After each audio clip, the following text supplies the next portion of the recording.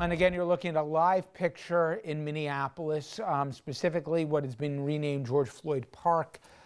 And if everyone's honest right now, if you look carefully around the corner, you'll see stores boarded up. You will see a police presence, not in your picture, but right to the side. That police presence hardly relegated to Minneapolis. It's in Chicago. It's in major metropolitan areas around this country. The fear of violence, the fear of riots, if this verdict came back a different way.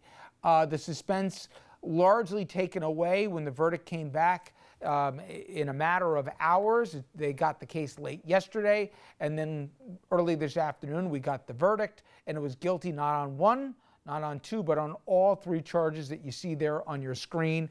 I'm here with Andrew Whitman and Mayo Bartlett. And Mayo, just in terms of sentencing, I know he could be looking at 40 years to more. Because this is his first conviction, I'm talking about Derek Chauvin, the likelihood is 20 years. What would the sentencing probably be in the neighborhood? My understanding is that by the guidelines, it would be 12 and a half years.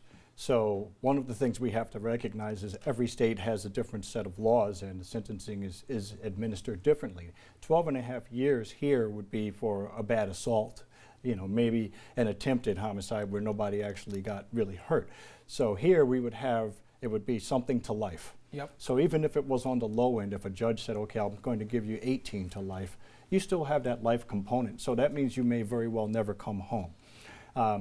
So whatever the sentencing is, it's going to be probably a lot less than the 40 years, although the judge is free to depart. And it is entirely up to the judge, right? Yes. They had an option of letting the jury decide, and Chauvin chose the judge. And in terms of the other portion, and I know we've all seen the video, those officers that were there on scene, well, those three other officers are going to be facing trial in August, obviously on much different charges. No one alleges, you know, they caused the death directly of George Floyd, as Derek Chauvin was found guilty of, but nonetheless, their culpability, their inaction, it will be fascinating to see where, at least in the eyes of the law or in the eyes of a jury, their role is. Now, Andrew, as we mentioned before, we may or may not hear from President Biden, but we do know, going back to after Floyd passed, and obviously the video became viral, he reached out to the Floyd family on numerous occasions, including meeting with them, I believe, in Houston for well over an hour. He spoke to them today after the verdict. Yeah, we still expect the president to address the nation or to give some sort of statement to the nation. That has not happened yet, but just after the verdict was announced, the president reached out to the Floyd family, and we have a little bit of that exchange. Hello. Hello. Hey, how you doing? How's Gianna doing? Feeling better now. Nothing is going to make it all better, but at least God, now there's some justice. Right.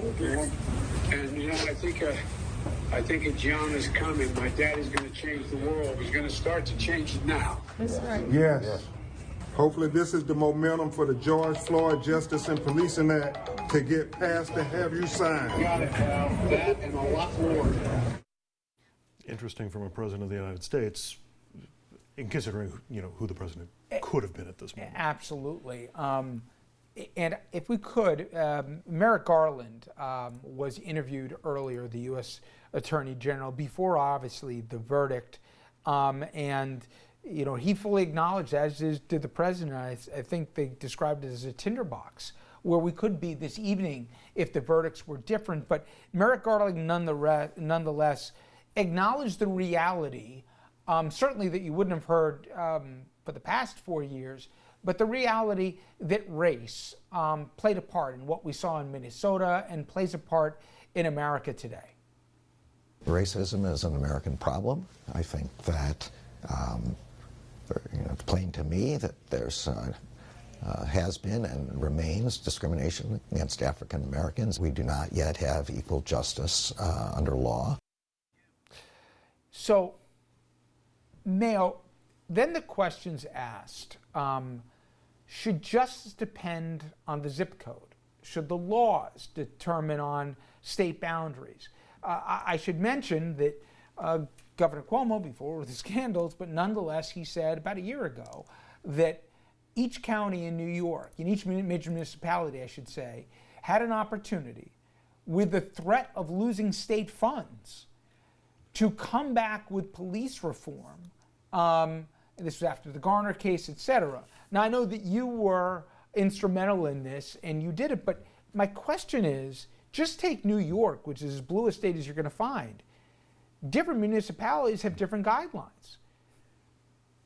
The federal government, I know they can barely agree if the sun's out, right? But who should take the reins to decide, okay, we've got a problem here, and we've got to create different guidelines? Should it be at the community level? Should it be at the state level? Should it be at the federal level? Where should it happen? In my estimation, it should certainly be at the federal level. It also needs to be on the state level.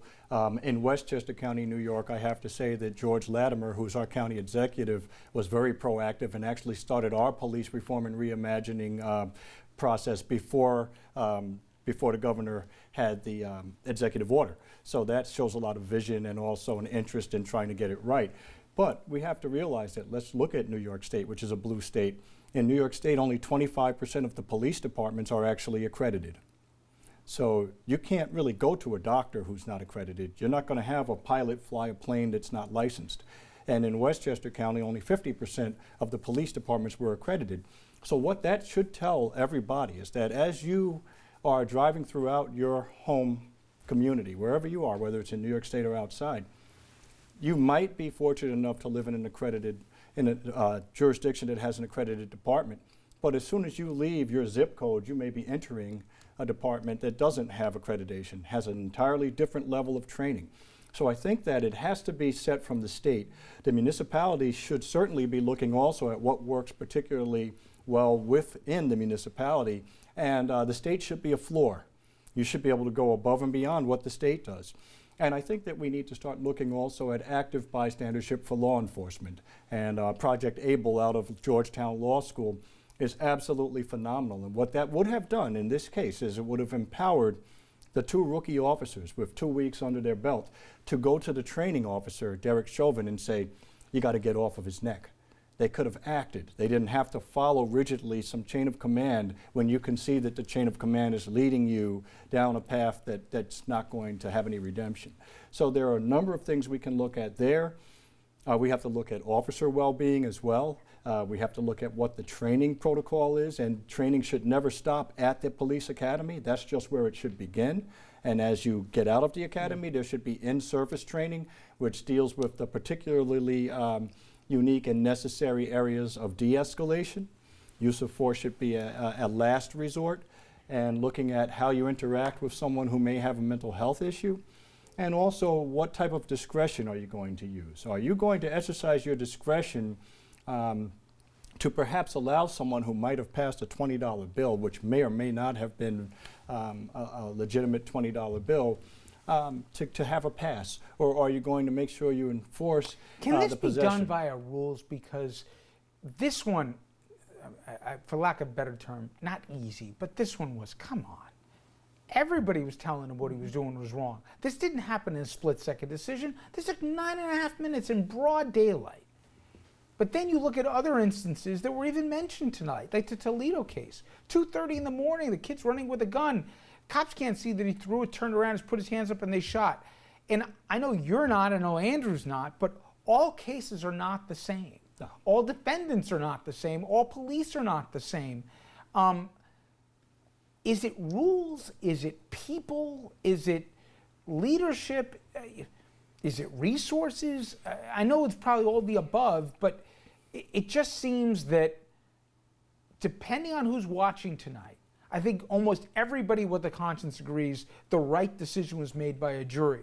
But I could see certain people, including former colleagues of yours, saying, it's now going to be harder for me to be a police officer going out on the streets tomorrow. And then other people saying, nothing's really changed. Maybe it's changed for George Floyd, but I know, at 2 in the morning and somebody pulls me over, I'm in just as much danger as I was last week. Well, things have certainly changed, and anybody who says things haven't changed should really review history. And we talk right now, when we're looking at the Asian American community, about People versus George Hall out in California, where in the 1850s, George Hall killed a Chinese miner, Ling Sing, and was convicted of the murder.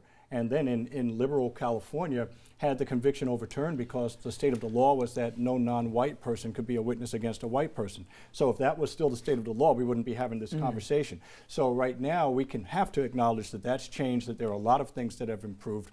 But at the same time, we've got to be honest enough to not come to people with, if it ain't broke, don't fix it. Progress being made, still a long way to go. Andrew, we got a minute left. What'd you want to say? I'm just wondering if there are rules that can banning these kinds of holds, required video on for every and not just on body cams, but cars and other ways of getting the video. I mean, the key to finding out what Derek Chauvin did was the video. So if this is the one spot where we've gotten justice in these kinds of situations, let's increase the opportunity for that justice to be found in future cases. And require intervention, mandatory intervention and mandatory reporting from officers. And if we do that, then we start to get to the right places, and also accountability, which is different in each case. It's nice to say this, as we said, go out tonight, justice was served. Yes. We don't say that enough. Mayo, Andrew, guys, thank you so much. Thank you, Rich. All right, everyone, thank you so much for tuning in. I'll be back here tomorrow, 6 p.m. Eastern, for another RFL. I hope to see you then.